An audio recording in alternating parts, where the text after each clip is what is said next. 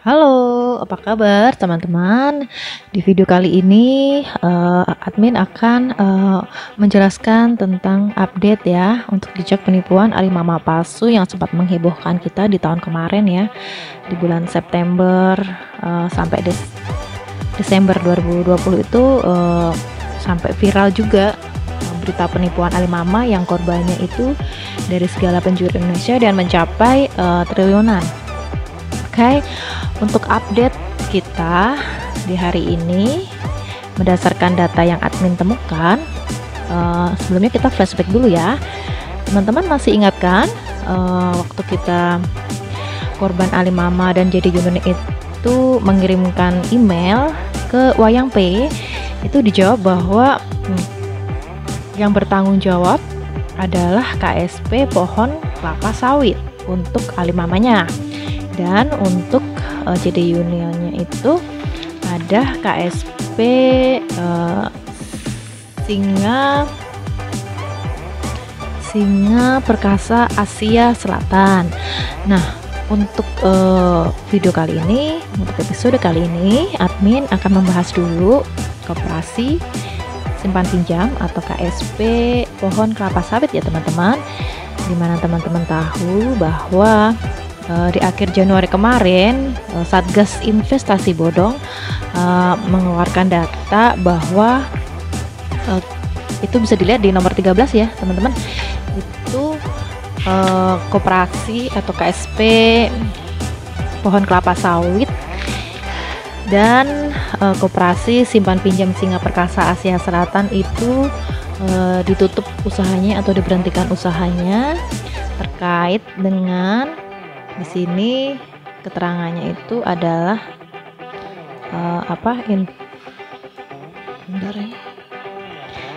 KSP tanpa izin gitu ya. Dan untuk yang nomor 14 itu ada koperasi atau KSP Sinar Berjaya Sejahtera ya, jadi ada 3. Nah ini yang nomor 12, 13 kita ketahui kalau itu adalah KSP yang bertanggung jawab di penipuan alimama palsu dan JD Union. Sedangkan yang 14 ini nanti admin akan jelaskan dengan beredarnya surat dari OJK ya untuk daftar aplikasi fintech atau pinjaman online ilegal seperti itu. Nah, teman-teman agak dibingungkan ya korban alimama dan JD Union ini kenapa ada muncul list atau daftar APK pinjaman online atau fintech ilegal ya, yang di sini itu ada daftar di nomor 93 dan 94 itu adalah Koperasi Simpan Pinjam Pohon Kelapa Sawit Indonesia. Padahal kan di aplikasi alimama sendiri itu yang diklaim untuk bertanggung jawab juga Koperasi Simpan Pinjam Pohon Kelapa Sawit Indonesia. Nah, ini ada apa? Kenapa di aplikasi alimama itu yang bertanggung jawab adalah koperasi di mana dia punya produk pinjaman online atau fintech ilegal seperti itu. Nah, ini memunculkan argumen baik itu di korban alimama, bahkan teman-teman yang lihat dari video ini pun akan langsung memikirkan bahwa berarti dana investasi dari teman-teman di alimama dan JD Union ini apakah dipakai untuk modal dari pinjaman online atau fintech ilegal ini. Nah loh, sebenarnya kalau kita sajikan data seperti ini, pihak berwajib, di mana teman-teman juga udah lapor ya, banyak lapor di polisi juga, bisa menyimpulkan gitu loh.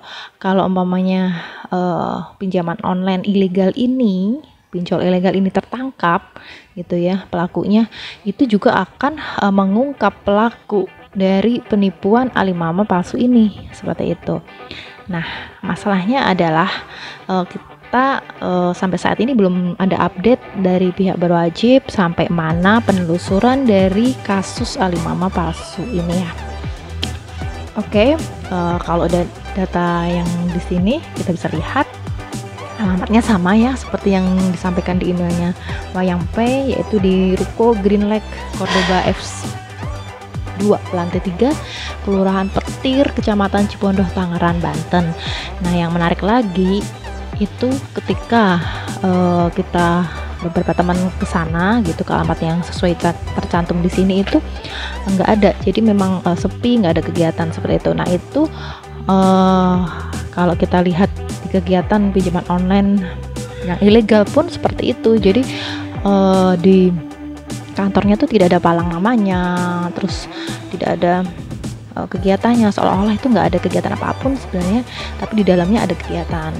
Nah, di sini itu disebutkan PHC-nya, kontak personnya itu sama ya teman-teman ya, sama. Dan di sini juga disebutkan ini yang menarik, Wesley ini ketika admin coba cek di Get Kontak, aplikasi Get Kontak, itu muncul namanya Erik. Nah, Erik ini siapa gitu kan. Admin juga sempat tanya-tanya ke teman korban Ali Mama bahwa memang dari awal mereka dapat informasi bahwa pimpinan dari Koperasi Simpan Pinjam Pohon Kelapa Sawit Indonesia itu adalah Pak Erik, seperti itu. Nah, yang menariknya lagi dari informasi dari korban Tesco APP, kalau lihat teman bisa lihat di videonya, itu menurut keterangan pimpinan dari Aneka Data Teknologi, yaitu perusahaan yang diduga menipu ya di Tesco APP, itu juga Erik, seperti itu. Jadi kayak nyambung aja, klik gitu ya teman-teman. Nah, sekarang kita lihat yang nomor 14 tuh ya, ada Koperasi Sinar Berjaya Sejahtera. Di sini juga diinformasikan oleh Satgas investasi ya, investasi bodong juga ditutup untuk kegiatan usahanya dikarenakan KSP-nya tidak berizin, seperti itu ya. Nah, untuk penjelasan dari Koperasi Sinar Berjaya Sejahtera sendiri, itu beralamat di Jalan Pintu Besar Selatan nomor 82D, Kelurahan Pinang Sia, Kecamatan Taman Sari, Jakarta Barat. PIC-nya di sini mirip sama dengan di Koperasi Simpan Pinjam KSP Pohon Kelapa Sawit Indonesia ya tadi ya. Sama, cuman di sini ada tambahannya Hani Handayani dan Tony, seperti itu. Ini ada dan nama sama yaitu Wesley, atau tadi kita ketahui di Get Kontak itu namanya Erik. Gitu. Nah, kalau kita lihat alamat dari KSP Sinar Berjaya Sejahtera itu sama dengan PT Indo Fintech Digital yang punya APK bernama Modal Usaha, itu adalah fintech atau pinjaman online legal yang terdaftar di OJK. Di sini teman-teman bisa lihat ya, alamatnya sama di Jalan Pintu Besar Selatan nomor 82D RT 1 RW 5 Pinang Sia, Kecamatan Taman Sari, Jakarta Barat. Nah, ini bisa kenapa sama ya?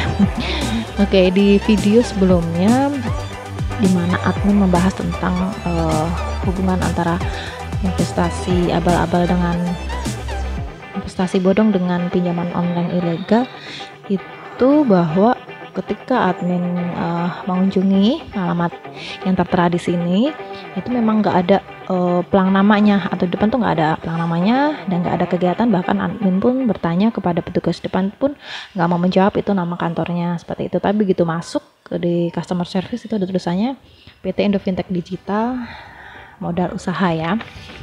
Nah, kita akan flashback juga di video sebelumnya bahwa teman-teman di aplikasi Tesco itu pernah withdraw ya, itu dengan penyetor atau pengirim dengan keterangan PT Indo Fintech Digital, teman-teman. Nah, ini semakin menguatkan kita ya bahwa investasi abal-abal ini itu berhubungan dengan pinjaman online atau fintech. Nah, masalahnya PT Indo Fintech Digital ini adalah perusahaan fintech atau pinjaman online legal teman-teman. Tapi kenapa ada bisa transfer gitu bisa transfer ke rekening yang withdraw dari aplikasi investasi bodong kayak gitu ya. Nah, kenapa juga sama alamatnya dengan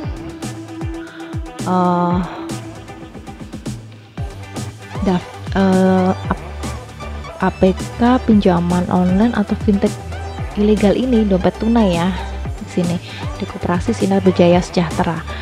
Nah, admin nggak akan menyimpulkan lebih lagi karena teman-teman pasti udah tahu alurnya dan bisa menyimpulkan sendiri ya urutannya seperti itu. Dan itu sangat disayangkan sekali teman-teman kalau seandainya pihak berwajib dan pihak-pihak terkait seperti OJK, cybercrime, terus pihak bank yang menjadi aliran dana dari pihak-pihak seperti ini yang jelas-jelas penipuan, aplikasi abal-abal, aplikasi bodong ya, dan itu ternyata nyambung dengan pinjaman online yang ilegal gitu ya, padahal kan jelas-jelas melanggar hukum dan bisa ditindak seperti itu. Oke teman-teman, saya mohon untuk dukungannya channel ini, subscribe, share, like, komen sebanyak-banyaknya supaya pihak-pihak yang terkait bisa melihat gimana sih alurnya dari investasi bodong yang pada video kali ini kita membahas tentang alimama palsu. Oke, sekian, terima kasih. Sampai jumpa di video berikutnya. Tetap jaga kesehatan. Bye-bye.